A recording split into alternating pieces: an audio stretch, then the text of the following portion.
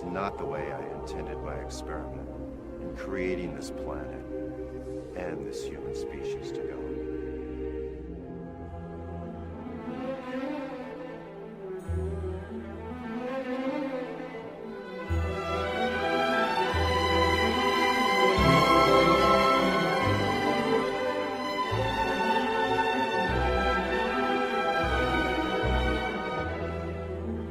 We all had the best of intentions of improving the nation's sustainable energy systems and environment, but the corruption and greed in big business and government just won't let it happen.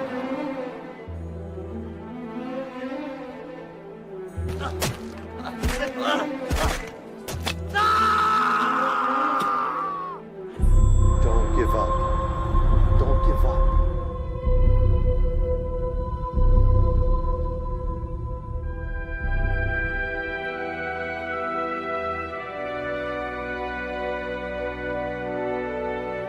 The species understand. You've given them so much. Respect yourselves. Love nature. Live in peace.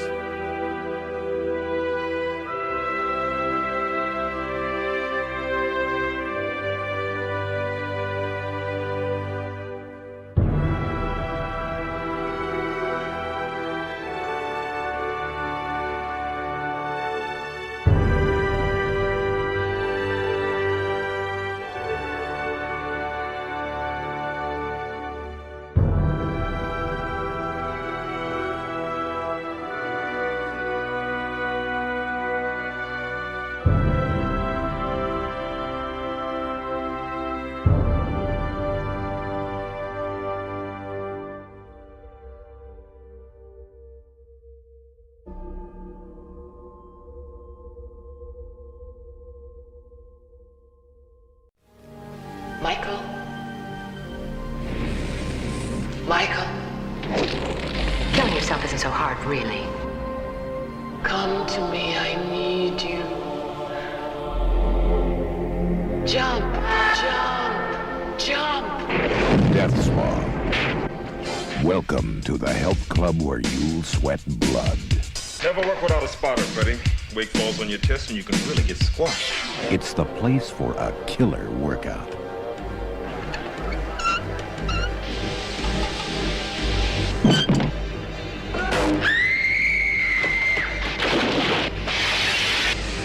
An unquiet spirit reaches out from beyond the grave. Welcome to my party. For revenge.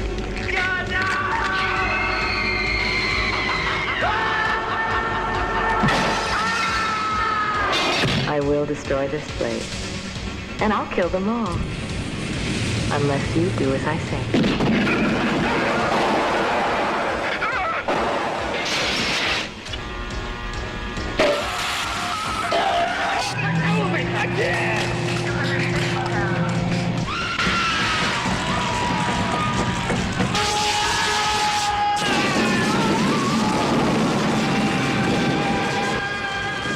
Death Spa, an exercise in terror. A fantastic weight reduction program. People get so thin they disappear. Welcome to They Call This a Movie, testing the strength of friendships one terrible movie at a time. Subscribe to the podcast on iTunes and podcast services by searching They Call This a Movie, and find us on Twitter and Instagram at TicTamPod. That's TCTAM Pod. Welcome back to They Call This a Movie. This is Anthony Del Vecchio. With me, as always, is Dan Aquino and Mark Meyer. Say hello, gentlemen. Hi, friends. What's up? Hello, everyone. I think I found out another truth about myself watching this movie, and also what I watched over the holiday. I feel like I can be very influenced to want to travel and live in a location that I watched on TV or movies recently, whether it's good or bad. You know, watching through this movie, I was like, oh man, 80s LA. I think it's LA. You know, that must be awesome. Look at all that stuff. And then over the weekend, I watched Ted Lasso the whole season. I'm like, oh man, England. I should go to England. And I think the thing we've learned the last 2 weeks is that advertising works on me in very profound ways, apparently. You saw a movie, 90% takes place in a spa, a death spa, no less. Yeah. And you're like, 80s LA, that's it for me. I got to go there. I think the problem here is this podcast is quickly becoming Mark's like safe space where he's kind of giving us his problems, and for free we're helping him, and we got to put the kibosh on that. We can't. The gig is up. Yeah, we can't be your therapist here, Mark. All right, you got to work that shit out on your own, dude. But BetterHelp's like $300 a month. Well, listen, if you want the good stuff, you're gonna have to pay a little extra for us, because we usually give pretty sage advice on this podcast. Yeah. Was it all the Bush in Death Spa that we were like 80s LA? Could be. I mean, I'm into really shitty, terrible 80s New York as well. So, I mean, Yeah. maybe that's why I come to you guys. We pinpoint. Like last week, it was me being a Catholic, and my Catholic guilt is the reason why I eat things like the Cool Ranch Dorito Papadilla. I thought Mark was gonna say he was into shitty Bush. Oh yeah, man! Again, maybe that's just me this time, though. That's where my mind went. Should we dive into your problems, Dan? We don't have enough time. All right, this week we do have a guest this week, and he's joined us before for a number of October episodes, but we decided to do a horror movie this week, so I brought him back on. He is one of the co-hosts of Halloween is Forever podcast. Welcome back to the show, Steve. Steve, thanks for joining us. Oh, guys, I can't stay too long. I just found out Pittsburgh's getting a Shake Shack, so fuck all you nerds. I gotta go stand in line. Shit, I can get there in 7 hours, Steve. I had Shake Shack yesterday. It was delicious. Yeah, we get them in Jersey. I have one not too far from me. I don't think I've ever been there though. Yeah, they introduced some veggie shit for me, so I can. Oh, nice. Yeah, so it's good. Steve, go get your Shake Shack. We'll wait. Do what you got to do, man. Well, I think you have to wait. I don't know when it's opening. I'm just gonna get there in advance and just hang out. You camp out. Yeah. Are you gonna gotta get your pull spot ready. Are you gonna pull a Phantom Menace kind of thing? Mm-hmm. Yeah, much the same way people camped out for Taylor Swift in Pittsburgh. I'll be camping out for Shake Shack. Nice. That's commitment, man. I like it. So, Steve, what's going on at Halloween is Forever these days? What's going on over here is we're doing movies, is we're doing horror things. When is this coming out? Friday. Friday? All right, so that you're right in the middle of our release schedule, because you guys come out Friday. We come out every Monday. We just finished up our July showdown where we put Nickelodeon or Nickelodeon Halloween specials up against each other. And then Monday is our punishment episode following the showdown, and we'll be revisiting 2002's Fear.com. Boy. That is a big punishment, I would say. Yeah. Yeah, we used to use that movie as an excuse to take long breaks when I worked at the movie theater because nobody went to that movie. Oh, so yeah. You could sit in there and hide. Oh yeah. That's a good place to take a nap. That's a work nap. Yep. Your last episode of Halloween is Forever did make me want to try and seek out Adventures of Pete and Pete via dubious means. Yeah, I mean it's out there, and you gotta search I think you gotta get on the VPN there and find it that way. It's interesting because when I was doing research for that episode just to find other like Halloween episodes, I found that the Internet Archive has all of Hey Dude for some fucking reason. Oh damn! I'm surprised these shows haven't had some type of like special reunion, because these were pretty big shows in our childhood. Pete and Pete did, really? Yeah. Mm-hmm. Yeah. Oh, I didn't know that. When was this? Might have been. I think it's within the last 5 years. Get out of here! Wow. Yeah. Oh, there you go. That makes sense. Yeah, I know there's an issue with like the music licensing, which is the reason why you can't really find Pete and Pete streaming anywhere. Mm-hmm. Oh, actually, it was 2012. My bad. Oh, okay. So it's due for another one, I'd say. Yeah, why not? Yeah, Danny Tamborelli could use another paycheck.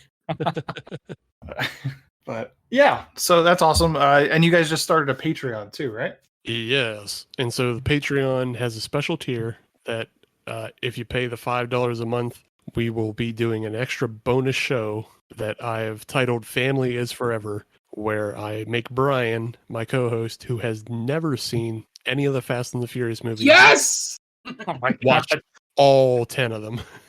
I'm very excited for this, mostly because I feel like this was also an idea we had for an eventual Patreon, because I've only seen Too Fast, Too Furious. And now this is taking the wind out of the sails of us ever doing that. And I'd just be like, Mark, you can't do this because the Halloween is Forever already did it. And it's kind of like, we're stealing that idea. So thank you, Steve. We could have you on if you want. Yeah. I mean, yeah. If you ever want guests, just hit me up. Yeah. 100%. But yeah, I have all the HD 4K Blu-rays. Yeah, it was just one of those things where like Brian has I don't know how, but he's escaped all of those movies, and I was like, "Are you kidding me?" Like because after 5, it gets fucking batshit crazy, and that's where it gets enjoyable. Yeah, 5 is the best, and then it just goes off the rails from there. Yeah, if we didn't cover Too Fast, Too Furious on this show, I would have never seen a single one. So I'm there with Brian. Yeah, I'll definitely try to see if we can bring both Ant and Mark on. So this week we have a horror movie because I decided it's been a while and it's sort of it's more than the halfway point to October. So I'm going to do a horror movie, and I decided to do Death Spa because it felt summery, although it's like Mardi Gras, maybe, but maybe not also. But it's LA, so it's probably just summer, always summer. And Death Spa was a lot crazier than I gave it credit for. It gets fucking nuts at the end. Yeah. And I love it for it. But I wanted to hear where you guys are coming from Death Spa. So, Steve, where are you coming from with Death Spa? So, this is like, this was a movie we watched on Tubi. I think most of us did, at least I did. Yeah. And it's a movie that I had fallen asleep on before, but I didn't know how crazy it got. But like Ant said, like it goes completely off the rails, and I love it for that. But also there's just like little notes of like Tommy Wiseau hidden in there. Like the soundtrack is all fucked up. I just want to like point out though, like the opening rules. Like objectively, it's cool because it's just that long opening shot, and then the sign changes from Health Spa to Death Spa. And it's like an Orson Welles, single camera track that goes from the city into the health spa and goes around. I was like, this is cool. Like, what's going on here? Why is this a bad movie? And then it turns into a bad movie. Yeah. I was thinking of like, it's sort of like a Dogma 95 movie. Mm-hmm. when you see the title is in the sign, and then the handheld camera. And a lot of the sound is diegetic. A lot of the music is, at least in the club anyway. Yeah, there's a lot of diegetic music in the club, but then also the music in the background is like off the wall. Like there's just instruments that you don't hear anymore. Like you heard a bassoon and a jaw harp. I'm like, what the fuck is the soundtrack? So this is your first time watching it in full? Yes. Yeah. Okay. All right. Dan, what about you? Where are you coming from? Death Spa. I had never seen this movie before. I had heard about it.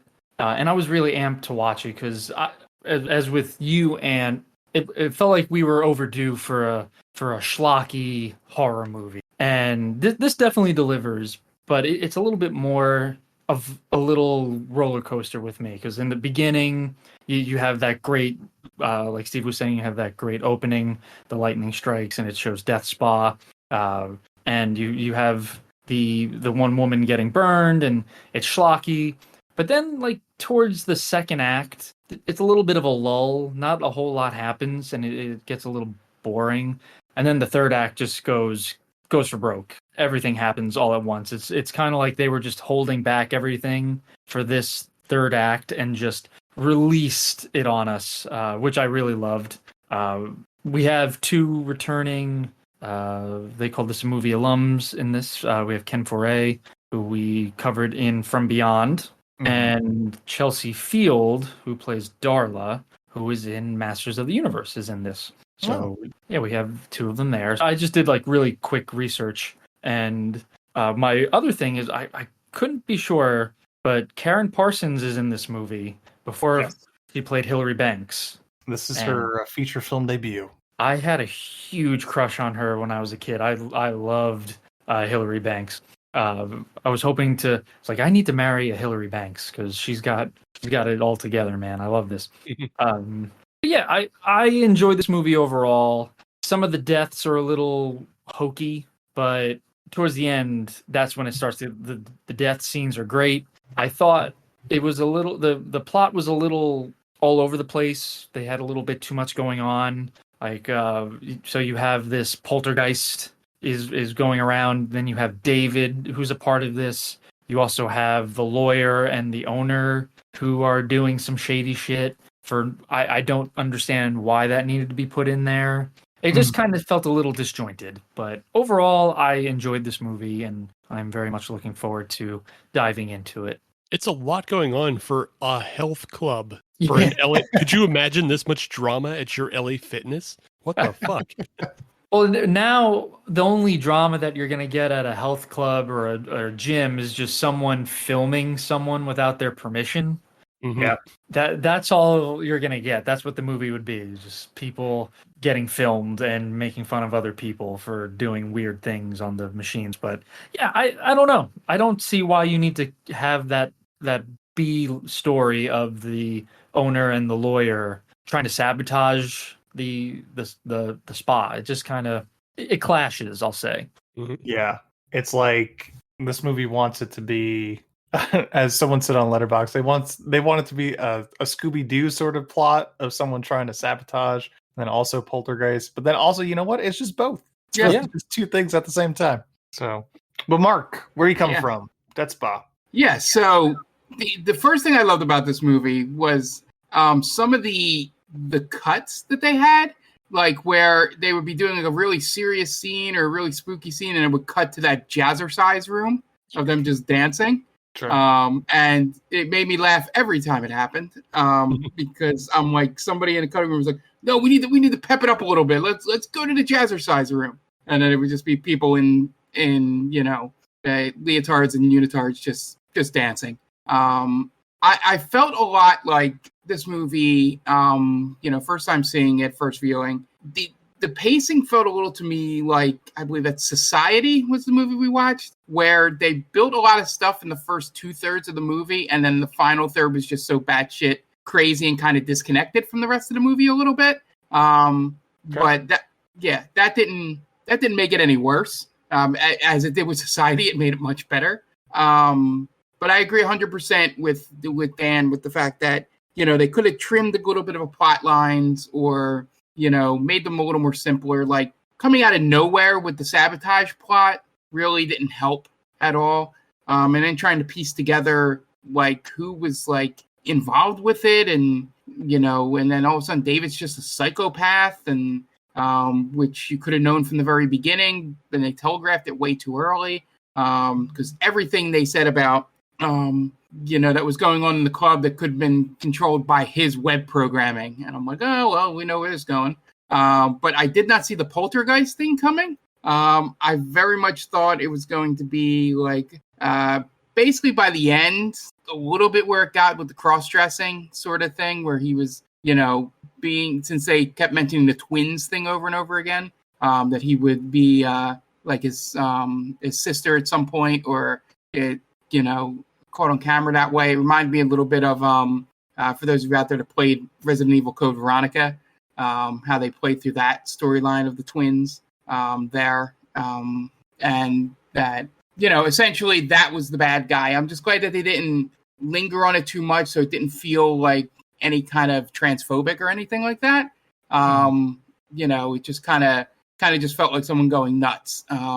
They kept it within that the character he turns into has some connection to the whole story. So that makes sense. But I think my favorite part of the set design was I love the 1988 control room where everything took place, with these tiniest screens I've ever seen in my life. Showing the security cameras and like the block of coding text that didn't move because it was probably a still image on there. And I also like that this put it in a point in time, a little off tangent here, but when that guy makes a comment that was like pro Betamax. You're VHS, I'm Beta. Yeah. And it literally made me go to my phone and go, when did VHS take over Betamax? And found out that it was probably right after this movie was written, that it occurred. So it's pretty funny having that relic of a joke in there that maybe nowadays 1.5 generations gets, It doesn't transcend. So people are probably thinking beta in the sense of beta and alpha, as it's used nowadays. But I did have a little chuckle at that relic of a joke there. But overall, like I said, this was an upswing from the last 2 weeks of movies where I didn't want to kill myself at multiple points while watching it out of sheer boredom. But yeah, this movie has everything I like, which is a lot of practical effect kills, which is my genre of horror. So, and I also like their complete lack of knowledge of technology, which made me laugh too. Yeah, I mean, I think it's in the middle there. It does kind of drag as it gets a little more procedural, where the cops come involved and he's trying to figure everything out, and then he talks to a parapsychologist. Oh, I forgot about that guy. Yeah. But I think the ending 100% yes, redeems the movie. And I mean, there are a few pretty, most of the kills are pretty good. I think maybe the weakest is the girl that gets just stabbed by the coat hook in the lockers. Oh yeah, and that's just unnecessary. No one ever finds her. That's right. Yeah, they just kind of forget about her. Marcy's missing for 2 days, and it's like, all right, well, who cares? Yeah. She's paid up through the month. We have other things going on. Yeah. But no, yeah. I mean, I chuckled a little bit every time we cut to Catherine burning herself in her wheelchair. Because they're just there's no easy way to prepare yourself for a shocking moment like that. And real quick, Mark, I'm sorry. Yeah. But what surprised me about that was, okay, all right, she's in the wheelchair, so she must be paraplegic or something. No, she gets out of the wheelchair under her own volition and just rolls around and everything. So she wasn't right. She wasn't a paraplegic. It seemed like mentioned that she fucks up her spine in delivering the baby. Her baby fucked up her spine. Oh, okay. Yeah. Selfish baby. The baby that she didn't want. She didn't want.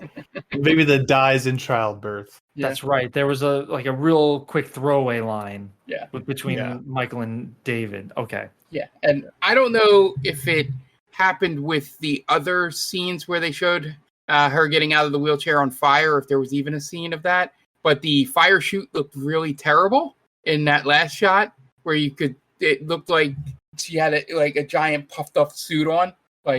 You could tell it was, the stunt person being set on fire. It wasn't even a try to hide that fact. I don't know if that was just on that final shot, it was last day, but we do whatever, just get it in the movie. Or if that was every single one, but it did make me laugh at that point, how obvious that was a stuntman in a fire suit. Yes. Stuntman in a fire suit, then a dress over that fire suit. Yeah, exactly. I like the ending where the cop just comes over and just puts 2 bullets in Catherine's head as the charred corpse. Just unloads. Hold on, I got it. Boom, boom, boom. Double tap. Yeah. The cops in this film are objectively bad. They're bad people. Oh yeah. Straight up execution. The lieutenant steals all that vodka, and they literally turn their backs to Mike breaking into David's apartment. Yep. You just go, all right. And Mike literally says, "I'm going to break in now." Yeah. It seemed like the male cop. It looked like he had a vendetta against the spa at the beginning, because his partner's asking him, "What do you think?" I think they're loony. I think they ought to burn that place down. What do you got against the spa, man?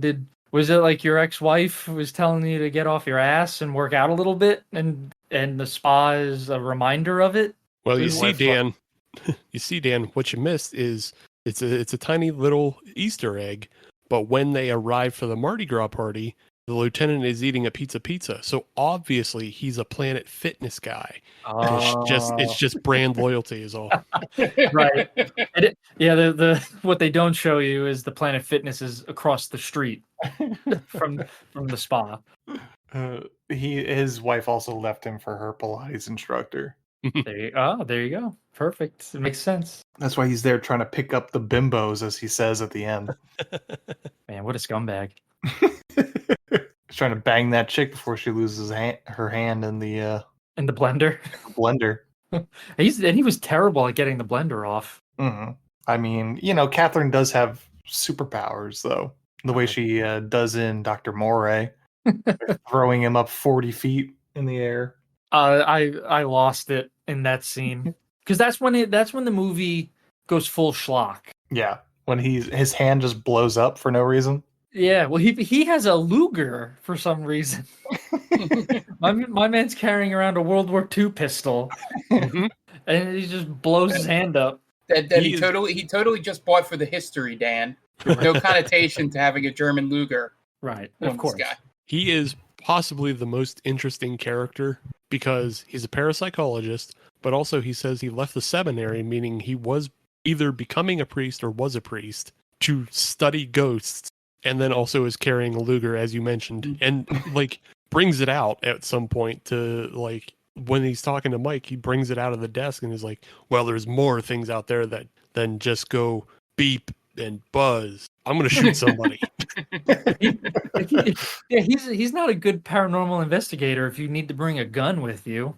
What ghost has ever been what can you use a gun on a ghost for? I mean, is whether or not you could use it on a ghost, it's his God-given right as an American to be able to have it. That's a good point. Yeah. What stops a bad ghost? It's a good ghost with a gun? Yeah, exactly. That's what this movie needed. A good ghost with a gun. Yeah. Yeah, there needed to be maybe a well, no, he wouldn't have been a good ghost. I would say maybe the cop, the male cop comes back as a ghost. That's why Michael needed to kill himself so he could stop Catherine. I do love at the end she's like, kill yourself so we can live in hell together. It's like, Rip, man, really selling this one. Yeah, that pitch needs a little work. Live with me in the inferno. You know how you're surrounded by pussy in this health club and you're in good shape? Yeah, right? And everything's going wonderful for you? How about kill yourself? Yeah. Michael is just shaking it off with a stick. The two women, Karen Parsons and the other girl, they spell it out for him. Hey, we're gonna fuck you after Pilates class, FYI. So just save up some energy. Yeah, I'll see what I can do. And he plays it all coy and everything. Like this guy, he knows what he's doing. He's been there. Oh yeah, he's probably fucked every woman at that place, right? Oh, yeah. And speaking of that, this movie might have the least sexiest scene I've ever witnessed in any movie, where he's seducing Catherine while she's literally blinded. And he's with asparagus. Yeah. Oh, man, it's like droopy asparagus. Yeah, very phallic as he rubs it on her chin. Oh my god. It made me throw up in my mouth a little bit. But it's also just weird. She's been blinded. Right? Yeah, that's exactly what she wants to do. Now she's just home from the hospital after being blinded. Yeah, I want to fuck you. And it's a weird dynamic having one of your main characters just blind for the rest of the movie. And she's in several scenes. Mm-hmm. And it's just so distracting where she's having full-blown conversations and she just has these two eye patches over her and it looks ridiculous. It was a little distracting, yeah. Yeah, I couldn't focus on the dialogue because I'm just thinking about her trying to act while she has gauze over her eyes. Mm-hmm. And she's acting as if she doesn't have the gauze over her eyes, you know? Yeah. There's nothing to see here. So, Death Spot from 1988 is directed by Michael Fisher, who hasn't really directed much, but he did direct My Mom's a Werewolf. Stars William Bumiller, Brenda Backey, Merritt Buttrick, Robert Lipton, Alexa Hamilton, Ken Foray, Rosalind Cash, Francis X. McCarthy, Shari Shattuck, Hank Shea, Chelsea Field, and Joseph Whipp. IMDb score 5.2. Rotten Tomatoes score only 36% audience. Budget $750,000, and I could not find any box office numbers, but it did say it was in limited release. You guys want to get into the plot? Yeah, let's do it. Yeah. All right. Dan, what do you got for us? Real quick, going to ask you guys to please do me a favor. Go over to these two podcasts. Check them out. One being the Top 10 with Tia. It's a weekly podcast where our good friend Tia and her co-host Brittany run down their top 10 list of the week. If that's something that you might enjoy, go over to geekvibesnation.com, search the top 10 with Tia, and make sure to follow them. And also, for our video game fans out there, please go check out the Game Vault podcast. It's a bi-weekly podcast that airs on pretty much any place you could get your podcasts at. They talk about old school games they're currently playing, and some upcoming video game news. So if you want to keep abreast of video game news, that's the place to be. They also stream on Twitch at Game Vault Pod. So go follow them on Twitch and like and subscribe to all of their socials at Game Vault Pod. Okay, great. And we are going to take a quick break, and you guys are going to listen to messages from friends of the podcast. So we will be right back. Hey, this is Ken M. and Padawan J. from the ODPH podcast. Each week, we talk a parlay of topics. That's right. Whether it's sports, pro wrestling, movies, TV, comics, and more, we've got a take on it. And don't forget, odphpodcast.com for links for Patreon, TeePublic, and the Parlay Points blogs, and much more. Thanks for listening to the ODPH podcast. Now back to your regularly scheduled show.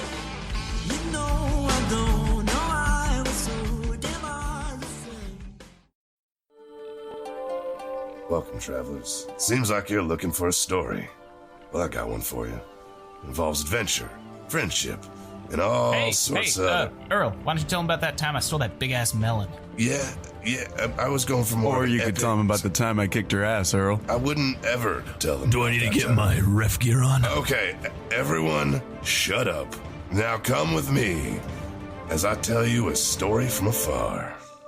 Hey everybody, my name's David. I'm the DM for From Afar Podcast. A From Afar Podcast is all about four friends separated by distance, but brought together by adventure.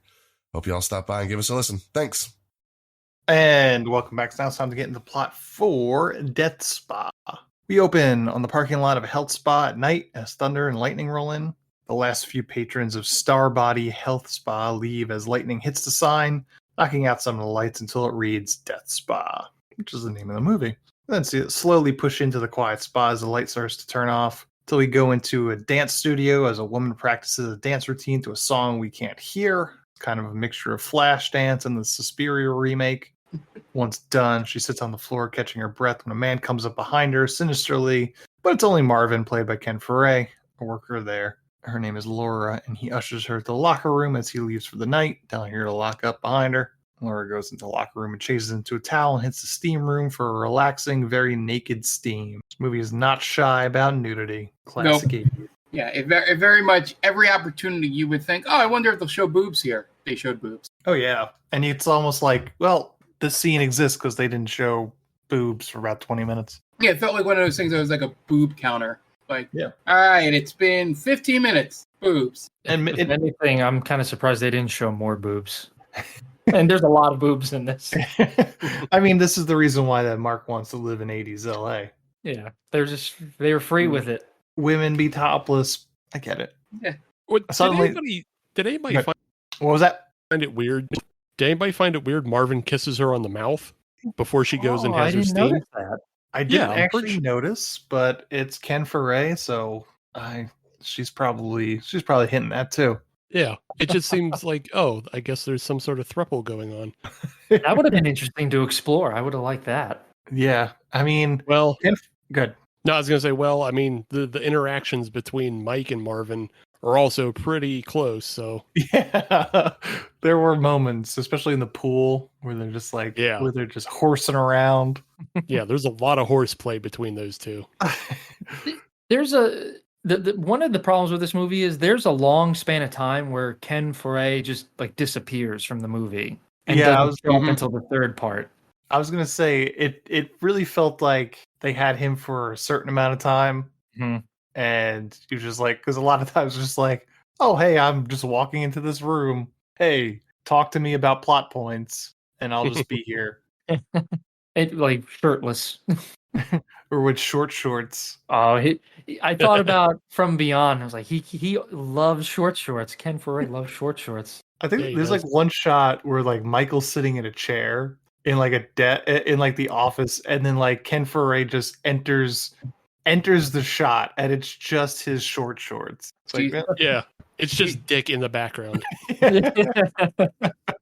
I wonder if he was trying to lobby to get like full frontal for himself. Well, if I can't get that, this is what you're gonna get. That's all the scenes that were cut. Yeah, that's why he's not in. We can't have 5 scenes of Ken Foray just showing his dick. It's just Donald ducking it the whole time. He's like, well, we can't use this scene because Ken Foray refused to put his pants on. And like in those scenes, he had some like incredibly important exposition. like people are going to just be so distracted by his dong. I like to imagine there's a lot of like shots of like people. They're on the workout bench. They're doing the presses, and it's a POV shot of them looking up his shorts, and that's what a lot of was cut out. Just like dangerously close to seeing something. He's just like spotting them on the bench press, and it's just like just dangling right there. I've seen those movies before. Suddenly, steam starts to change into something else, and Laura starts to struggle to breathe.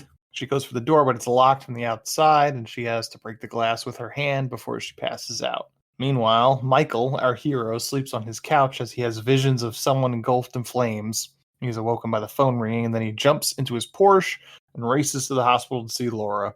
He meets with a doctor who brings him in to see Laura, who has bandages on her eyes and parts of her body. The doctor says she has low-grade chemical burns from chlorine vapor from the steam room, but it's not as bad as it looks. She's still fuckable, so yeah, you're fine. That was the subtext to that scene. Totally. Her vagina is perfectly intact. You could don't worry, Mr. Avery. You could still hit that. We checked that first.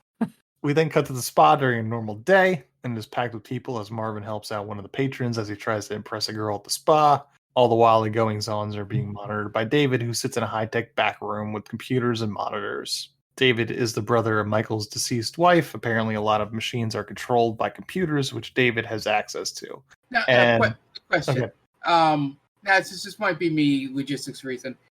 When your wife dies, does her brother become your ex-brother-in-law at that point? No. Because I don't think that's how it works. No. It is particularly callous from Michael to make that distinction of like, you're now my ex-brother-in-law, and that's what I'll refer to you as. Yeah, I think he's still your brother-in-law. Mm-hmm. Unless I guess unless you remarry, then maybe it becomes ex-brother-in-law, but Right. I'm not sure about that. When your wife dies, she doesn't become your ex-wife. No. So he shouldn't be your ex-brother-in-law. But yeah, but like if you know David, you sort of get it too. Yeah, you don't want to be associated with him. Yeah. It's also like this is just evidence of like needless innovation. There's no reason for a high tech gym like this. And it's counterintuitive because there's I'm jumping ahead and I apologize, but there's the scene where the guy is doing the fly machine, the pec deck, and the computer can add weight if it wants to, but that's not how gyms work. You don't tell someone, hey, add 20 pounds to this machine that I'm using. You would do it yourself. Right. Yeah. I guess it's supposed like they all have the card keys, so I'm guessing that there is some sort of information on there of like how you want your weights to be. And even at that point, it's still annoying, right? Because some people they'll do, they'll do sets where they build up. So they might start at 100 pounds, and then each rep or each set they're going up 20 pounds or whatever. So you're gonna tell me you have to get up, walk to the computer for every set? I mean, Planet Fitness doesn't sound so bad anymore, does it? You could do 15 bicep curls or more if you're trying to impress someone. Sure, that's true. Yeah, I did like that line. I think a guy says it a little bit later. Where it's basically like, I don't think I've ever thought about that in a gym at any point I've been there. It's like, oh, I can do 10 of these, but if that girl looks over here, I'm definitely doing 40. That's definitely something people think to themselves. Like if their gym crush walks in, like, oh, instead of doing my regular set of 10, I'm going to go for 15. Yeah, it feels very much like the Ron Burgundy thing. 1,000. Oh, it burns. I don't know if you overheard, but I did over 1,000 there. Yeah. And then the cops show up and they start asking Michael and the manager, Priscilla, questions about the spa. Michael brings them back to speak with David to talk about the high-tech features of the spa, and they ask him about the computer programs and if he's only the one who can control them. They also ask for an alibi from him, and he says he was at home hacking, which he has a bunch of printouts from last night's hacking session to corroborate. Which is illegal, isn't it? Yeah, he couldn't make himself more guilty of multiple crimes than he does in this scene. I mean, it's like the 80s, so they probably don't even know what that means. Probably goes right over their head. Yeah. So I don't even know what this fucking means. I don't even think David knows what hacking means. Because what he mentions, like, I was hacking, he was like, I was just like running simulations like that. I don't think that's what hacking is. Yeah, he does. He does oversimplify what hacking means. Yeah. If I was a good cop, when he mentioned if I did crimes, I would do credit card fraud, I would immediately open up investigations. Well, I just ran some simulations on the Pentagon. Well, that has nothing to do with our investigation. Keep going, sir. Yeah, that's out of our jurisdiction. That's really more of an FBI thing. There is a weird interaction, though, that happens when the cops get first introduced. They come in through the door, and Sergeant Stone, the female cop, she approaches the front desk, and she has her mouth open like she's about to deliver a line.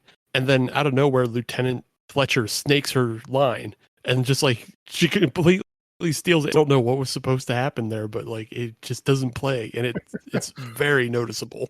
I wonder if he just stepped on her line and they just kept that. Yeah, he totally did, because he's in the background, he's behind her, and she's the one in the foreground. Like, she's supposed to be delivering the line, and she has her mouth open too.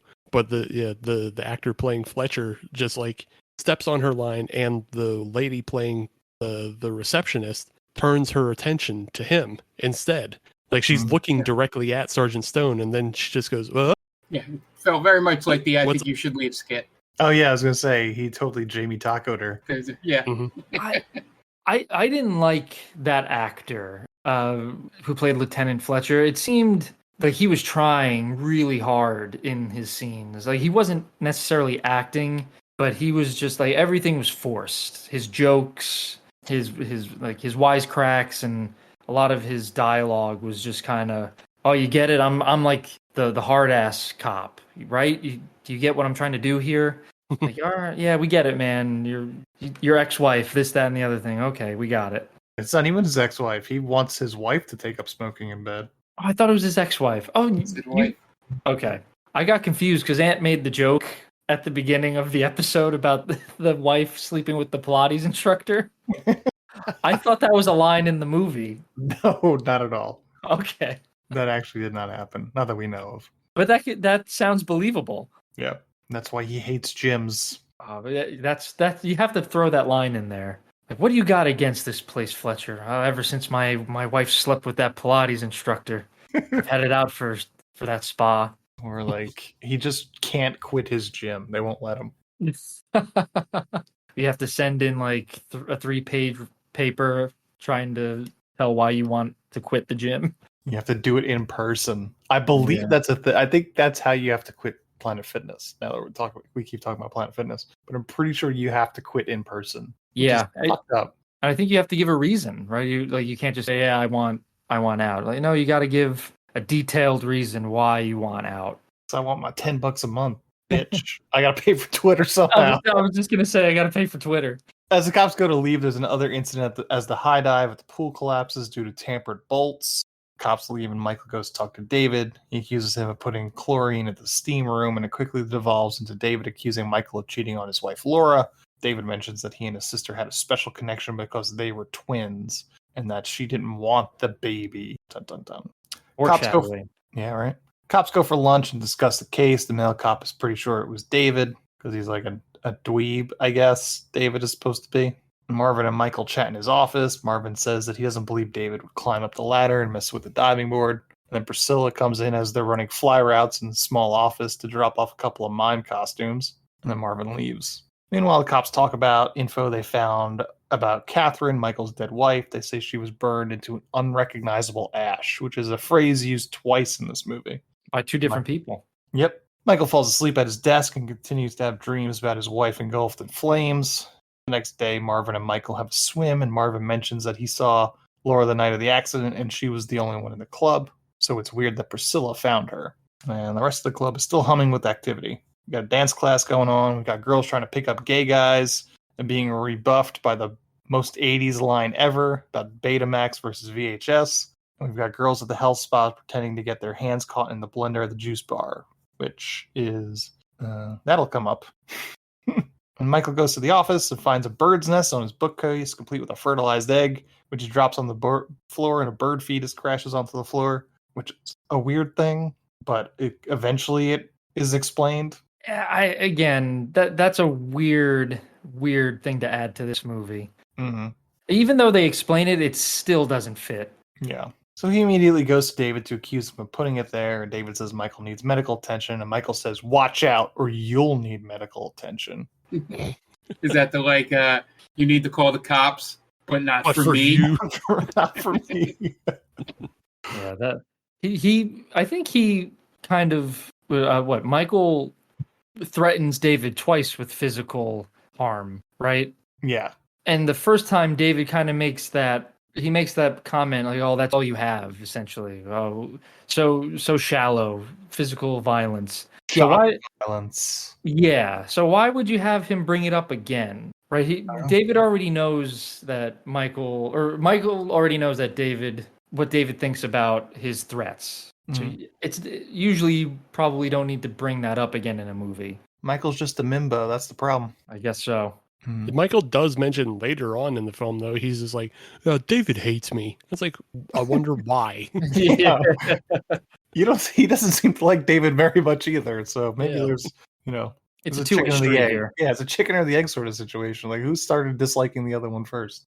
That's something I wish they had gone into a little bit more. Like why they have that hatred for each other. Yeah. It's very superficial. Well, David does allude to the fact that he thinks that Michael was cheating on his sister. So why does Michael hate David then? If Michael knows that's not true, why would he hate David? Right? Because it probably was true. So he's more guilty. Michael's guilty. He feels that guilt. That's do you think all these girls are coming on to Michael now that he's single, or do you think they're coming on to him because he's probably fucked them already in the past? Yeah, I think he was definitely at least getting the vibes from these women. This is kind of like when we watched New Year's Evil. Yeah. And the guy that wound up being the killer was like, he owned like a whole bunch of clubs in Miami. It was like, you don't own clubs in Miami as a married man, and you're not fucking the patrons of the club, right? Yeah, his thing was that, what was it? He wanted one woman, but he was getting all these other women. So he was putting on too much of, he was working too hard to get women when women were coming to him. Yeah. But here it's like, why you open a fitness club, a spa in 80s LA for the women, because you want to bang the women. Right. He walks around without a shirt on. He's got the short shorts on. So he's putting it out there. Yeah. He's very active in the club as the owner. Yes. Yeah. He's very hands-on. Yeah. Like everybody knows him. Everybody knows his first name and all that stuff. I don't know who owns my gym. Go ahead. I was gonna say, I think this situation, and it's something they don't play out completely, but I think the situation in this is that both Mike and Marvin are former NFL football players, so they have like a little bit of fame, but and they played together on the same team, so it's like two relatively famous guys opening a gym together. That's interesting. Yeah. I would like that. I would like, you can have their pictures on the wall. Oh, you didn't know Marvin and Michael played for the Rams. Blah blah blah blah. And like, now they're striking it rich with the spa, the spa craze or whatever. That'd be pretty cool. Mm-hmm. Yeah, I think you get that from just one scene where they're in the office, and this is where I also started getting Tommy Wiseau vibes, because they start playing football. They start throwing the football in the office, but then is it Laura or is it one of the other women that it's not Laura. I think one it's of the other. Priscilla. Yeah, it's Priscilla. Yeah. She comes in and she says, "What play was that?" Mm-hmm. It was the game-winning touchdown. So I heard, yeah. It felt very much like a scene of dudes being dudes. Yeah, that's what it was. Just broing out, not kissing though. No, totally not gay. Yeah, maybe a little. Who knows? You gotta make sure you introduce both of these guys just being able to get a ton of tail if they wanted. So we don't want to confuse anybody. Yeah, this is what happens when you go to the gym, guys. Well, there is a scene at the end because when we first see Ken Foray, he's wearing a very hideous jacket. It's like a blue and it's got like a little bit of like a rainbow kind of like trim to it. There's a scene at the end. Michael calls the front desk to talk to the guy Jeffrey, and there's a girl setting up for the party, and she's wearing that jacket. So she hooked up with him. She's banging Ken Foray. That's what you got to keep your eye out for these things. Mm-hmm. These little Easter eggs. Well, she saw those short shorts. She wanted to see what was inside those short shorts. She's seen Dawn of the Dead. She knows what's up. Bunch of girls hit the showers as we've gone some time without nudity. Sorry. She came up to him and said, "There's no more room in my pussy. You can go in my mouth." What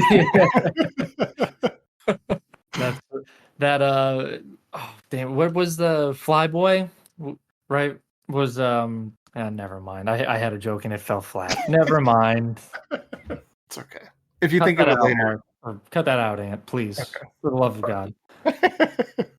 A bunch of girls hit the showers as we've gone some time without nudity.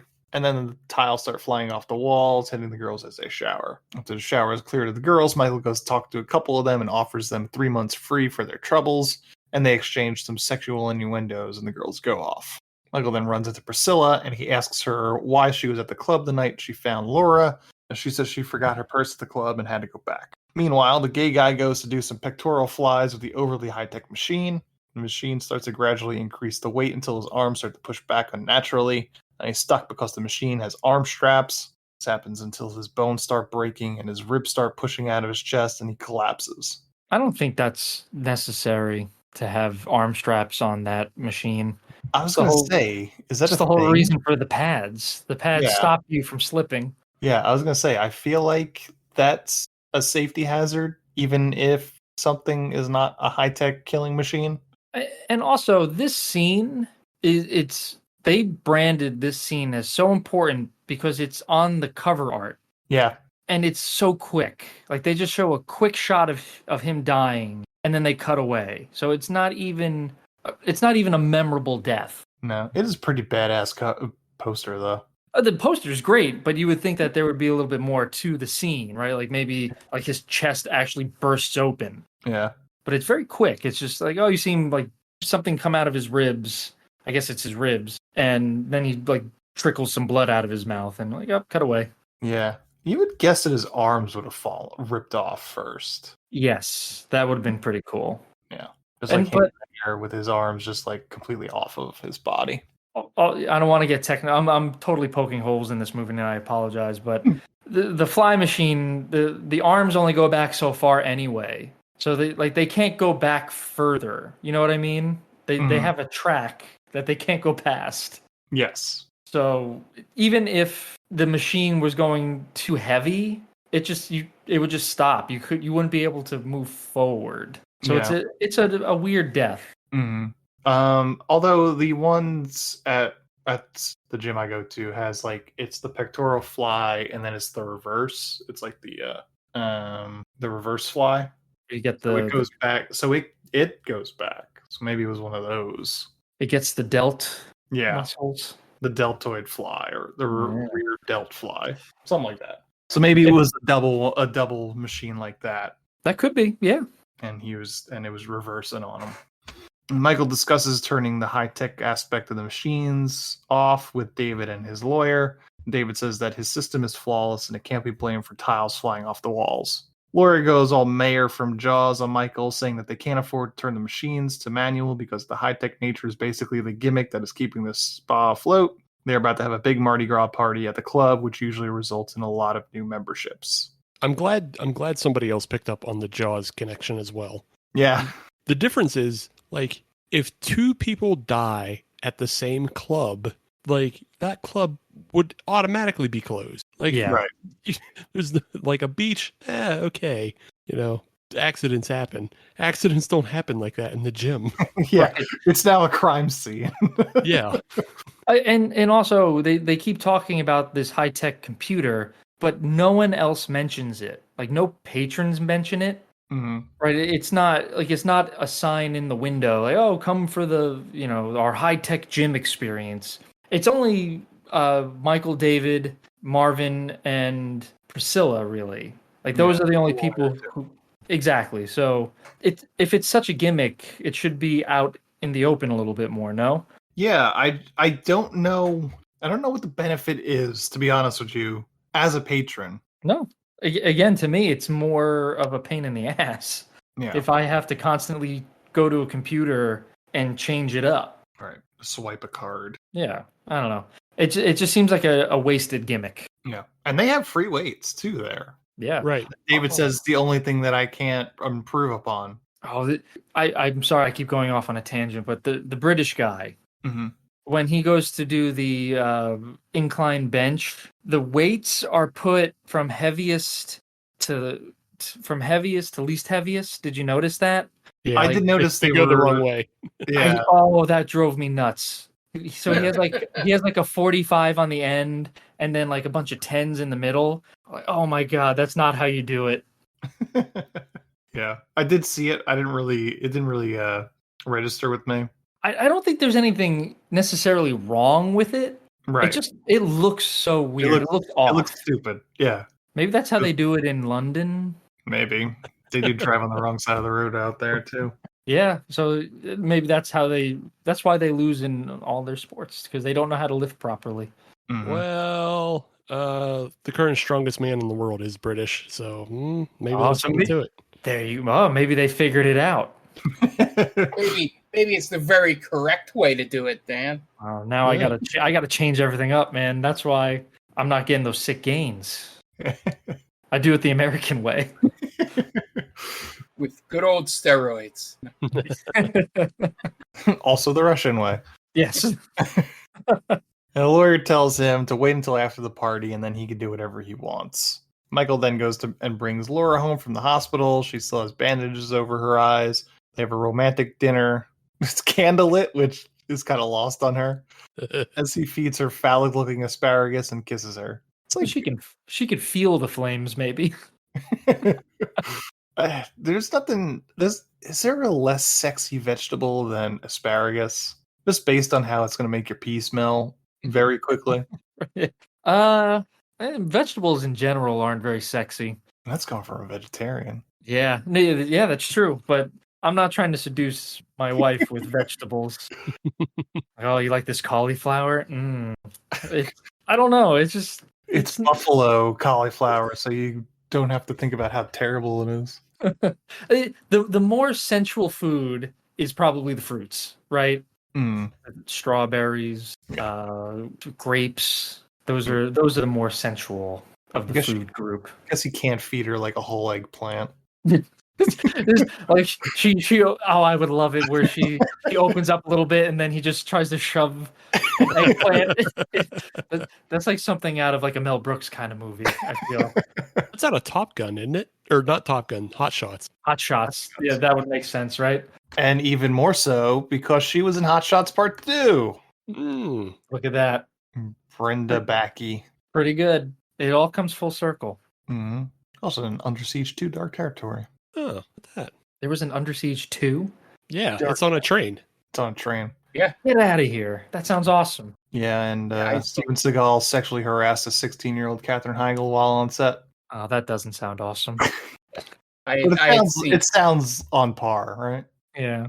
Yeah, I had seen that one first. Yeah. Oh, that was your first. That was your first. No, I mean I foray? saw Under Siege 2 before Under Siege. Oh, gotcha. Okay, I thought that was your first Steven Seagal experience. No, and I wonder if it, and I learned quickly, I should say, that it was very much like watching Speed 2 before Speed. Oh yeah, It's like this makes no sense with the title.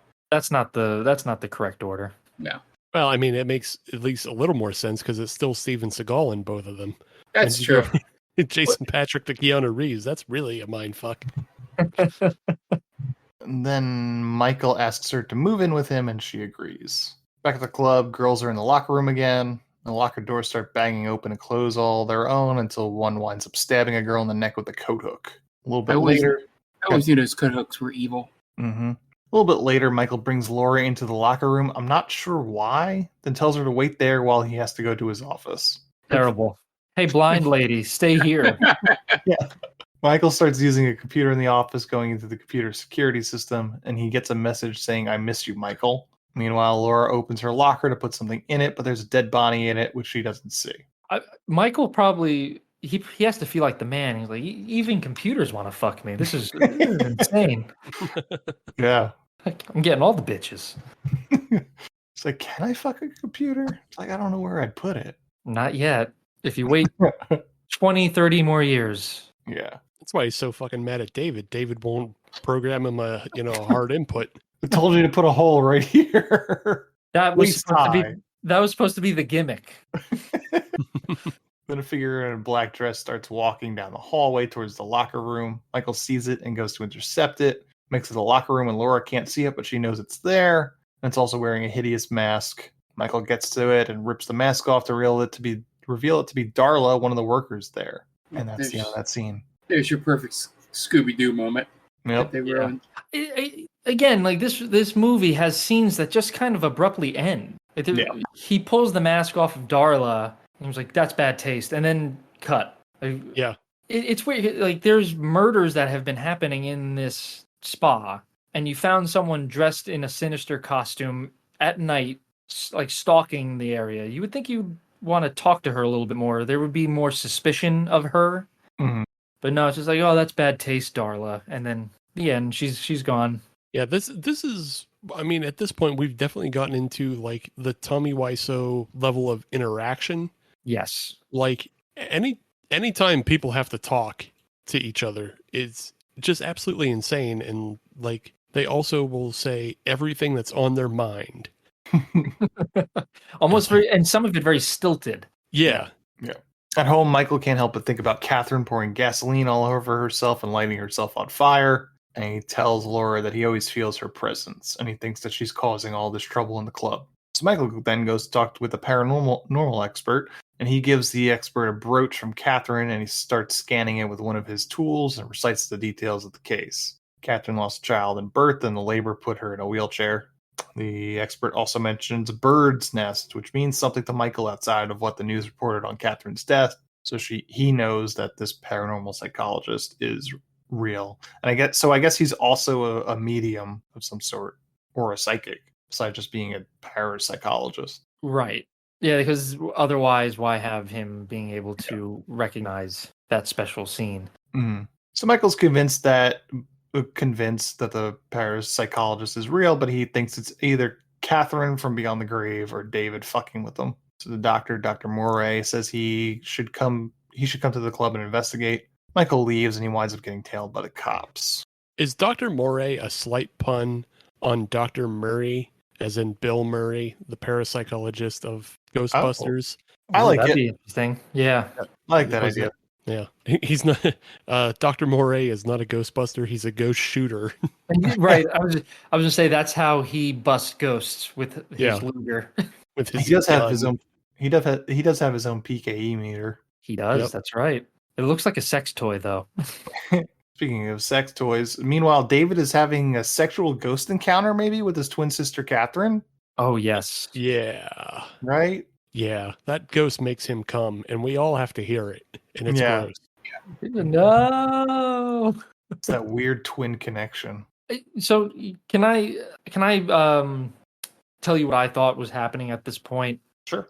All right. So I honestly thought that it was just David. There was no ghost of the wife. Because yes. So I thought, okay, it's David sabotaging the spa because he hates Michael, and like he hears the voices of the wife or of his sister. Mm-hmm.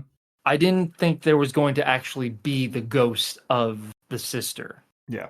There shouldn't be, in all honesty. There shouldn't be like a ghost of the sister. Yeah. There's no way to explain the things like the tiles flying off the walls and shit like that. Right. The springboard loosening. By itself, yeah, because we see that happen. Right. The lockers open and slam shut for no reason. But Yeah. yes, in a normal movie, they'd pick one or the other. It'd either be a paranormal situation or a psycho ripoff, not both. Yeah. But this movie plays by its own rules. It does, and you gotta love it for it. It plays by European rules because the director is Austrian, so he just does whatever. Yep. Also, maybe that's where the Luger came from. Maybe. Oh yeah. I know you guys were talking about Steve. You mentioned a very Tommy Wiseau feel to it. Yeah. Did you get maybe more towards the end? Did you guys get a Trauma feel to this movie at all? Not. I mean, maybe just because the Toxic Avenger has the health club fucking scenes and a couple of them. But yeah, I didn't get it so much as I got more just general European and obviously like Dario Argento vibes with the way the red lights come in and out from a lot of scenes. This movie excels. I think I already said it, but I think this movie excels when no one is talking because it is shot pretty well. But I have to wonder how long the director had spent time in the American I don't know, education system, or just because everything feels very even though he's Austrian, it feels kind of like Italian in that none of this makes a whole lot of sense. We have these two subplots that just run into each other headlong like rams, just butting heads. Mm-hmm. Yeah, it's a crazy film, but it looks nice. Yeah, I was gonna say it looks like there is a budget in this movie. Mm-hmm. And it shows. They don't make cheap sets of a spa. It looks like a spa. Mm-hmm. And they have nice houses, and there's the hospital scene that looks like it's an actual hospital. So it wasn't just this makeshift movie by no means. And it's not great, but they had a budget of some sort, it looks like. That's also why I didn't get Trauma vibes.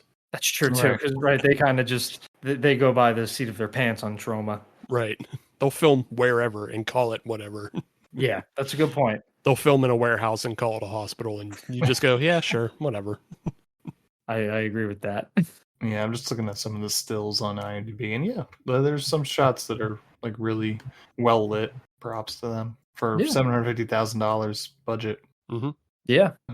He tells her that he can't keep doing this to people, and she gratifies him in some way that we don't see, but we hear it. And she mentions that everybody else is weak and they're strong. By the club, the cops come back to ask about the girl, Marcy, that was killed in the locker room. She's been missing, according to her boyfriend, for 2 days. They found her car abandoned somewhere. How did that happen? That's a good question.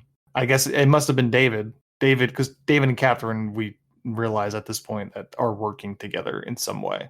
So the ghost of Catherine told David, so, hey, you got to ditch the car, man. Yeah. Fucked up, man. You got to help me. But why would they care? They've tried to kill other people there. Yeah. I think because nobody saw it.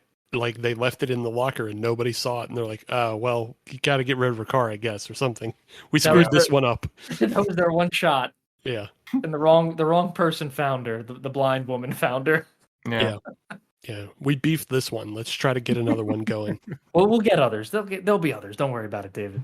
Yeah. Dr. Murray shows up at the club, and Michael tells him he could go do his investigations when the camera system is off at night. And those girls that exchanged sexual innuendos with Michael a few days ago ask him if he's ready to make good on his offer. Wink, wink. In the locker room, one of the girls gets a note handed to her, and it's supposedly from Michael telling her to meet him in the basement. He's even drawn a map for her. So she tells the other girl she has to leave, then goes into a very spooky basement for the opportunity to suck his dick, I suppose. Man, again, another unsexy scene if you think about it. What's going to go down there? Mm-hmm. Are you that hard up for a guy that you got to go into this basement to get some? Oh yeah, she fawns all over that note like it's such a love letter. And it's like, meet me in the basement. Here's a map. And like, oh my God. It's a basement straight out of Saw. Yeah. Freddy would be right at home in that boiler room. Oh, big time. So much steam coming out of those pipes. He yearns for the steam. But when she's down there, all she finds is pipes, faulty bulb lights, and lockers full of chemicals. Not the pipe she wanted. Damn it. That's what I was going to say. It's not the pipe. This isn't the pipe I was looking for. They also, however, this is also where she finds, in the non-diegetic soundtrack, she finds the jaw harp, which, if people, I already referenced it once, but if people don't know what that is, that's the boing boing sound that, like, I think you probably hear it a lot in Crocodile Dundee, if I remember If I remember well. Yeah, it's just a boinging sound because it's literally just a piece of metal that you flick. Is there anything scarier than that, though? Yeah, right? The most terrifying instrument in horror, the jaw harp. She goes to leave, but then the sprinklers start going off, covering her in chemicals. Tries to leave, but her skin starts melting off of her, and a shadowy figure approaches her. Meanwhile, back at the house, David shows up unannounced while Laura is home alone. David says that Michael told him to go there to check out the home terminal. Laura is confused that Michael didn't tell her, but she opens the door for him anyway, and he makes his way up to the study. He sets himself up in the den working on the computer, and she stands by talking to him, and he suggests that she thinks he was the one that caused the accident. He starts getting close to her in a very menacing way until the doorbell rings, and she nervously asks him to answer it. And some blonde that's just dropping off some groceries and wearing a real bimbo getup for someone that's just delivering groceries. Like a tube top and like probably no underwear. Probably trying to fuck Michael. Yeah, she was very disappointed when someone else opened the door. Right? Like, oh, you're not Michael. I'm sure Michael fucked that chick. Yeah. Well, the groceries was was basically the setup. Yeah. For her, right? Like, oh, you're not Michael. Here are the groceries, and leaves. Yeah. Michael didn't ask her for the groceries either. Everybody showing up at this house out unannounced. Yeah, not because it's just like random things in there that no one needs really. Yeah. Although it looked like there was some more asparagus in there. Ah, good. He pulls that move on every woman, I guess. Yeah. Michael with his, did he pull the old asparagus move on you too? Gets him every time. Does Michael actually have a pencil dick? That's probably he's prepping everybody. See, it's not so bad, right? It's got the curve down thing going. See, it feels pretty good in the mouth, right? Not too small. Well, get ready. David grabs it from her and closes the door in her face, and she leaves. Back at the club, Michael's looking for David, but no one has seen him. So he goes home and finds what's her name? Laura asleep on the couch. She tells him that David stopped by to work on the computer, and he says he didn't tell David to do that. At night at the club, the lawyer and Priscilla are screwing around with the computer. The lawyer says he wanted to disconnect the computer from the AC so they could have a summer hothouse for the party. He leaves his watch behind, though. Meanwhile, Dr. Moray uses his fake Ghostbusters tools to investigate the basement, finds the decaying body of the girl from before, who is now more or less a steaming pile of gore. He goes to run, but Catherine shows up and picks him up and throws him into the ceiling lights. And then he stands up, tries to shoot her, but she makes his hand explode, and then she throws him up into the steps until he hits the wall and falls back down dead. Michael dreams of Catherine calling to him, convincing him to jump off his balcony to be with her. And then he goes to... What's that? It's such a great scene. I didn't mean to interrupt, but he jumps off the balcony, and then they cut to him sleeping, and he's just like unbothered. What an odd dream. Right. I don't even think he wakes up. No, I don't think so. I think he like does like a shake, but that's about it. It wasn't even that bad. It was just like a mild inconvenience. Yeah. Then goes to the club to look for Dr. Moray, who was supposed to be finishing up the investigation. Goes to the basement and hears the watch alarm going off and finds it near the computer. The computer looks like it's been tampered with. So Michael goes to the lawyer's apartment and he confronts him about the watch. And it turns out that Priscilla is there. So he confronts both of them about all the things that have happened at the club. And Priscilla admits to putting the chlorine in the steam room, but Laura should have been able to get out because the door doesn't lock. And she says that David hasn't been working with her, and the lawyer says he doesn't know anything about what's going on. Michael leaves, and Priscilla and the lawyer talk about how they could still try to get the club from Michael, they just need to get the books from him. David, on the other hand, is having conversations with Catherine and screaming from the top of his lungs back at his house. Michael's at the club, and he tries to get a hold of Dr. Moray at his office, but there's no answer. He's getting messages from the computer as if it were Catherine. Marvin shows up and Michael tells him that if he sees David, he wants him to sit on him. And then he says that he's going to turn all the machines on manual. That'd be great if Marvin's like, "What the fuck did you just tell me to do?" I don't get paid enough for that. Then he goes to David's house with the cops, and David manages to, and then Michael manages to break into the lock and start looking through David's house. Oh, you skipped the sick high five that him and yes, I did. That they rehearsed that high five so many times, I bet. Because it's not even a high five. It's a fake out high five. They pretend like they're going to go high, then they go low. Oh. And it's all from just shutting off the computers. They get they do the windmill behind the back thing. Yeah. I leapt from my seat at how cool that was. I was like, oh hell yeah, that's awesome. I missed it twice. I watched this movie twice. I missed it both times. Mm. I heard it though. I was down right in my notes. I was like, oh, that sounded like a high five. You missed. It's the most epic high five in movie history. Yeah, and I was also like, that seems like an inappropriate time to just high five. Yep. People are dying. Yeah, high five. Turn off that computer. They go to David's house with the cops, and Michael manages to break into the lock, and they start looking through David's house. David's not there, but it looks like he shares the house with a woman because there's underwear, a bra strewn about in a way that a woman would like. Why is there a bra just hanging off of the computer monitor? She has a messy batch. Apparently. Very inconsiderate ghost. Yeah. And Catherine's wheelchair is also there. Oh, how great would it have been if Michael gets the suspicion that it's Catherine? Like, oh, Catherine used to do this in my house too. She would just leave her bra hanging on my computer desk. That's foreplay. That's how I knew she was ready. She was good to go. So the cops put out an APB for David, mentioning that he may be in drag. Michael calls the club and tells one of the employees to be on the lookout for David, who may be dressed as his sister, and to not let anyone into the computer room. And then it's the Mardi Gras party, and everyone is dressed in costumes. Cops show up, and Marvin ushers them into the party. He misses Catherine, who just freely walks through the party and into the computer room. There, she magically turns the computers back on and seduces Jeffrey, the guy that's watching the computers, before she grabs his face and crushes it. Laura shows up to the party, and Catherine, now dressed as Jeffrey, pulls Laura aside and into one of the tanning rooms, then ties her to one of the tanning beds and turns it on. Laura also knocks out someone he thinks is Michael as he tries to walk off with the spa's books. And Michael shows up at the party and hears Catherine's voice on the intercom, so he races to the computer room and finds Jeffrey dead. Then Catherine shows up in the computer room. She tells Michael that she wants him to kill himself in order to be with her, and if he doesn't, she'll kill everyone in the spa. So here's another weird thing, or just dumb thing. I don't know, shitty movie. But when Michael goes into the computer room, the first thing he finds is the pirate costume that Catherine was dressed up in. It's perfectly hung in a locker on a hanger. So she took it off and perfectly put it away. Yeah. Why take the time? Yeah, you're a ghost. Who cares? Yeah, that is. I didn't quite understand it either. Right. If anything, it should have been like on the ground. Right. Right. Like he walks in and he walks by the computer console and he's looking around and he just looks down and this was the costume that she was wearing. Yeah. Yeah. This was Jeffrey's costume. Oh no, there's Jeffrey. Oh Right. no, there's my dead wife. Everything is a problem now. Yeah.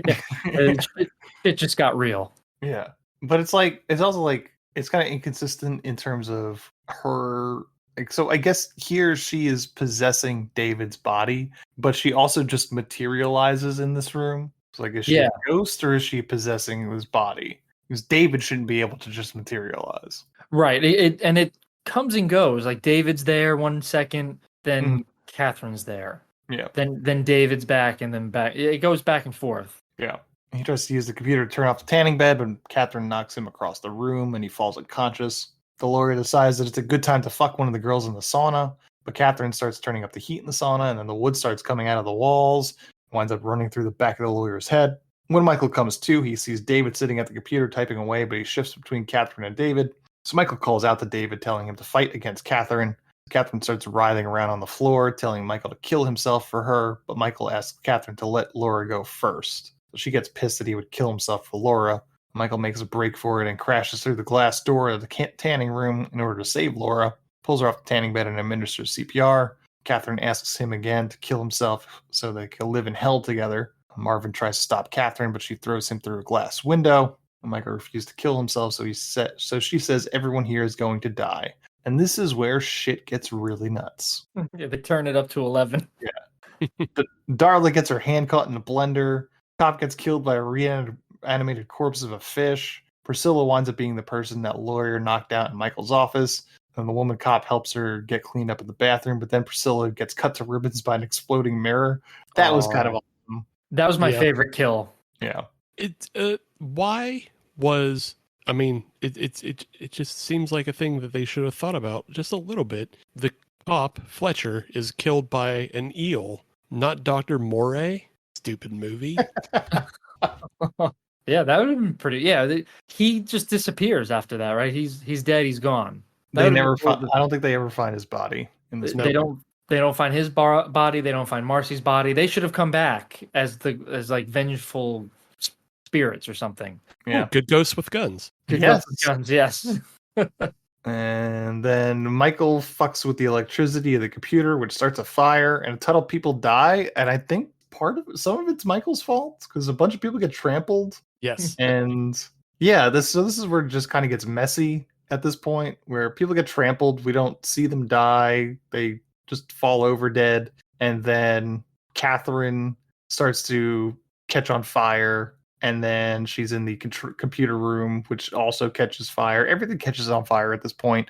And then they break into the computer room I'm not sure why they go in there but they successfully shoot the burning corpse of Catherine / David a few times by the female cop. And then, so it's the female cop, it's Laura, it's Michael, and it's Ken Foray, Marvin, who escape the blaze. And that's essentially the end of the movie. We do end on a freeze frame of the corpse of Catherine kind of like squishing her innards as they start to explode from the heat. Yeah, she says, you tried to kill me, but it doesn't work that way. And then she just starts shooting eye juice out. And it's like, all right. Nice try, Michael.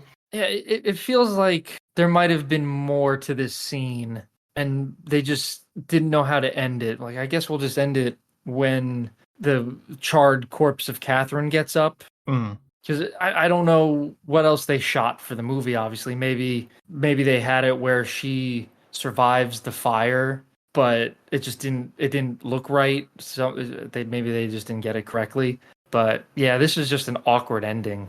Yeah, but still a pretty entertaining, terrible horror movie. Yeah, it delivered on the schlock that I wanted. Yeah, you got tits, you got bush, you got explosions, you got gore. Yeah, it's a pretty cool kills. You got short shorts. Ken Foray and some short shorts. I was kind of upset that he didn't die in this movie. No, yeah. I just because Ken Foray, he's a horror legend, so I think he's deserving of an epic kill. Like either he kills someone or he dies. Gotcha. Right. I think you got to put some more respect on his. Yeah. Maybe it was more of like they were trying to keep the aspect of like how he doesn't die in Dawn of the Dead. They're trying to like still honor that in some way of like he's the guy who doesn't die. But I don't know. That's a good question. I know he dies from beyond. He dies pretty epically too. Like his half of his body gets like disintegrated to a skeleton. So it would have been cool if maybe he kills a ghost or something like that, or I don't know. But I just feel like Ken Foray was a little wasted in this movie. Mm-hmm. Yeah. All right. That is our plot summary for Death Spa. We got one more segment. Before we do that, we are going to take a quick break. You guys are going to listen to some ads, pay those bills, and we will be right back. And welcome back. Now it's time for our final segment. And this week we are doing 1-star reviews. So, and we've done this in the past where I have a set of 9 movies, and I have 3 1-star reviews for each. And the theme of these movies is summer-themed horror movies. So all these are around summer, because it is summer, and we are watching a horror movie. So these will get progressively easier And yeah, I'm not interested in keeping score or anything like that, but I just want to see how long it takes you guys to guess which movie these 1-star reviews are for. Okay? Sounds good. All right. All right, first one. First review is I think my ears bled a little. 1 star. Ooh. I'm trying to think of what movie would make your ears bleed. So it has to be like, I'm thinking, is it well, no, that has nothing to do with summer. I was gonna say Repo, the Genetic Opera. Not really a summertime movie. No. I'm just gonna throw it out there. Is it the original Friday the 13th? It is not. That is a good guess, though. Is it Sleepaway Camp? It is not. Just one question before I because I might have missed it in your opening thing, but strictly horror movies? These are strictly horror movies. Okay. And I was thinking musicals or like music-based movies for the ear bleeding. That's why I was asking. Okay. I don't know. The only thing I think I'm going to mix the two of them, if this even counts. And I don't agree with the 1 star here, but Rocky Horror. Incorrect. Okay. All right. Next one. Same movie. Next review. An accurate depiction of what should happen to people who talk about Saturn's retrograde. Oh. Saturn's retrograde. Texas Chainsaw Massacre? It is Texas Chainsaw Massacre. Yeah. Nice. Yeah, they were talking about it in the van, right? Yep.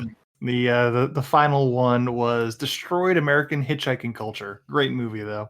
1 star. I gotta remember that some of these 1 stars are for like classic movies too. It's not just we're not talking about B movies here. We're talking about actual good movies that people just hate for some reason. Yeah. That's why I threw out the original Friday the 13th, just because I was thinking of a movie that probably has like a bad sound mix that is also willing to like go really loud. And like Texas Chainsaw also does obviously as well. So yeah.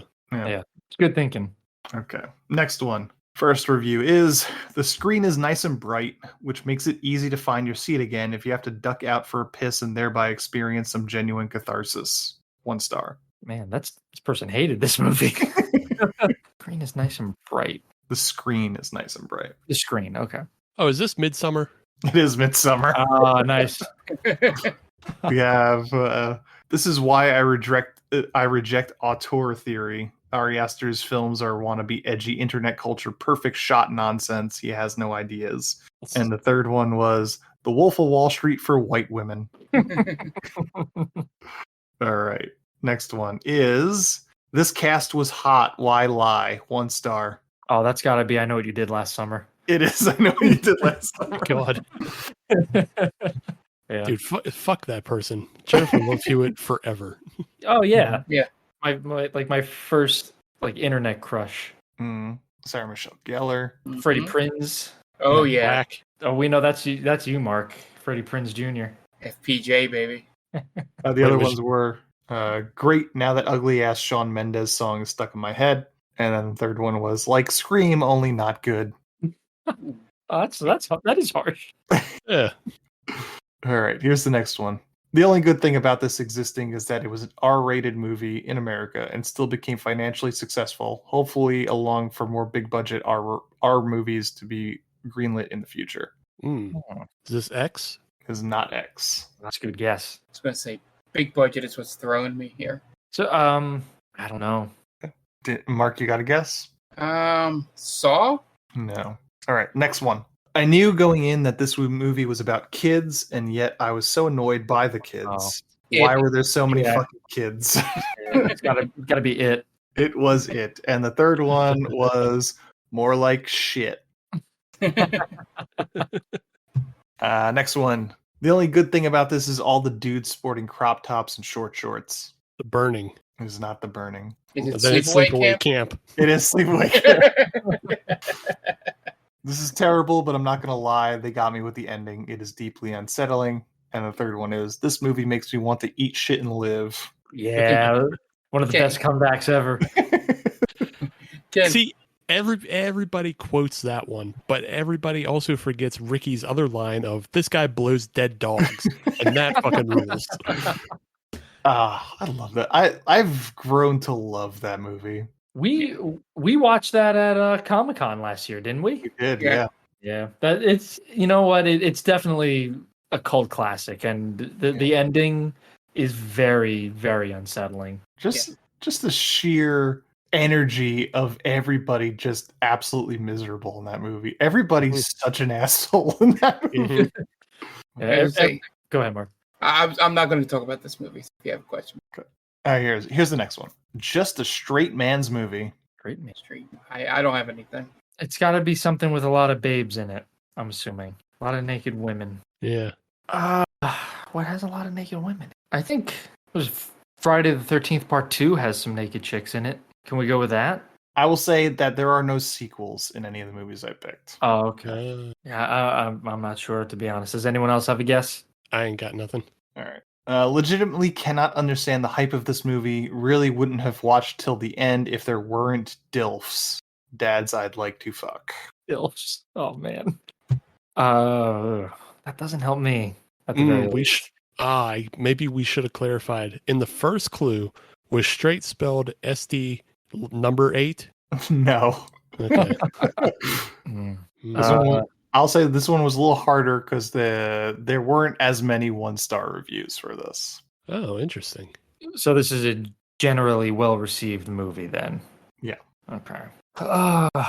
DILFs. What horror movie had DILFs in it? Is it The Thing? It is not The Thing. Yeah.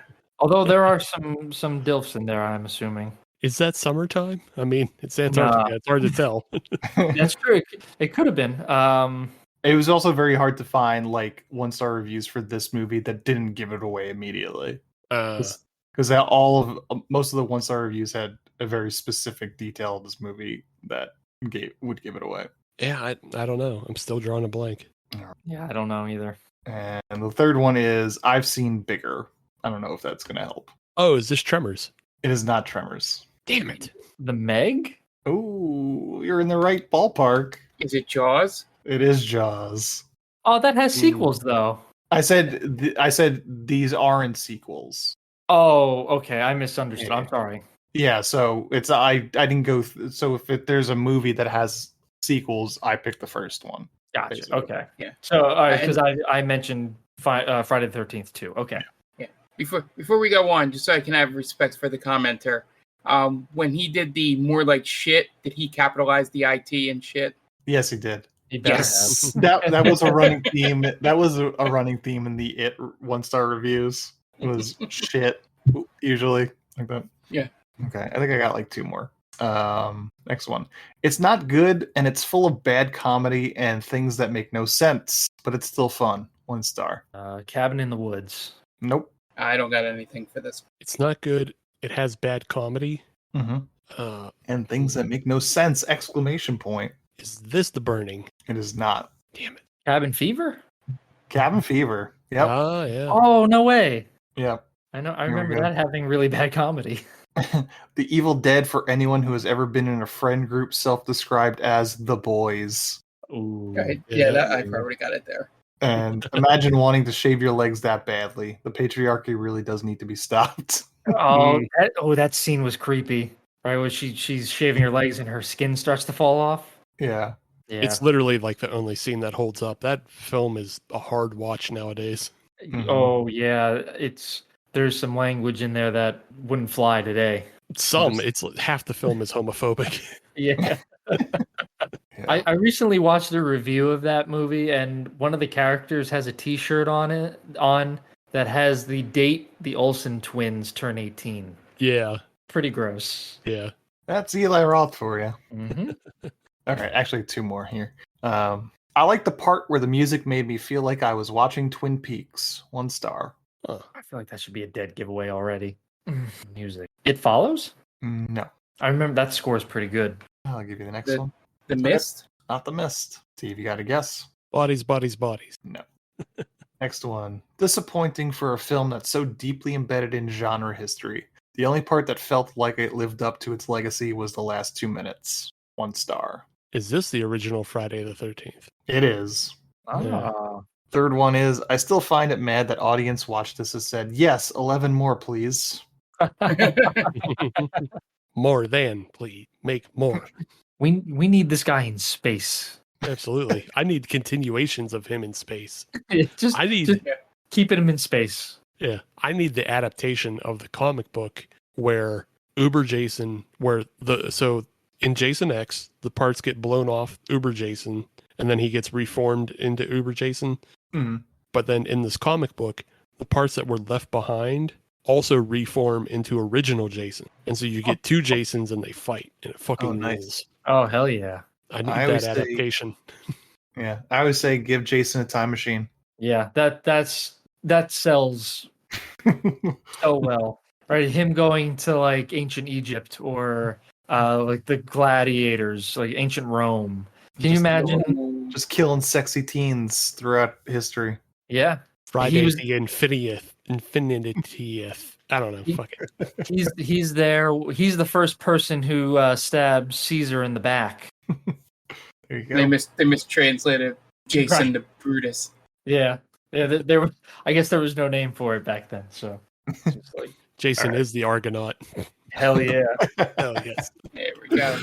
All right, here's the last one. Not a fan. Too much mindless screaming and bad acting. That really narrows it down. Is that Scream? Nope. Okay. Too much screaming. See, this one I would have guessed Texas Chainsaw. Yeah, that wouldn't be bad. Hills Have Eyes. It is The Hills Have Eyes. Yeah. Shot a lot of the 1-star reviews of this one was like, I wish I was watching Texas Chainsaw Massacre. The other ones were uninteresting and non-atmospheric, but thank you for making that one blonde twink super gay. And then Stranded Family meeting a couple of Salt Lake City inhabitants. Ooh. That's a good burn. That's it. Those are the 9 movies I had because I couldn't find a 10. But thank you guys for playing. Anytime. And, that's going to wrap us up this week. Steve, where can we find you? Plug your shit. Yeah, just search Halloween is Forever. That'll get you everything. And then, except for Twitter. Twitter is Hallow Forever. And then, you go check out that patreon.com/Halloween is Forever. You sign up, give me them $5, you get Fast and the Furious. That's it. Oh yeah, man. Yeah, make sure you sign up for that stuff. And I'm looking forward to the punishment episode. Yeah. Yep. Tune in Monday for fucking fear.com. Fear.com, right. All right, great. Yep, that's going to wrap us up this week. Check us out wherever you get your podcast by looking for They Call This a Movie. Find us on Twitter and Instagram at TicTamPod and on TikTok at They Call This a Movie. There's up on our Gmail. Suggest some movies to us at TicTamPod@gmail.com. And if you have some time, give us a 5-star review on all your podcatchers of choice. That's it. Thank you, Steve, for joining us. The director, Thanks for having me. Yeah, the director of Death Spa was Michael Fisher. So, for Dan Aquino, Mark Myers, and Steve, this is Anthony Vecchio telling Michael Fisher, well, you certainly made a movie, didn't you? Thanks for listening to They Call This a Movie. Subscribe to us wherever you get your podcasts, and be sure to check us out on Twitter and Instagram at TicTamPod. That's TCTAM Pod. You can also check us out on TikTok at They Call This a Movie.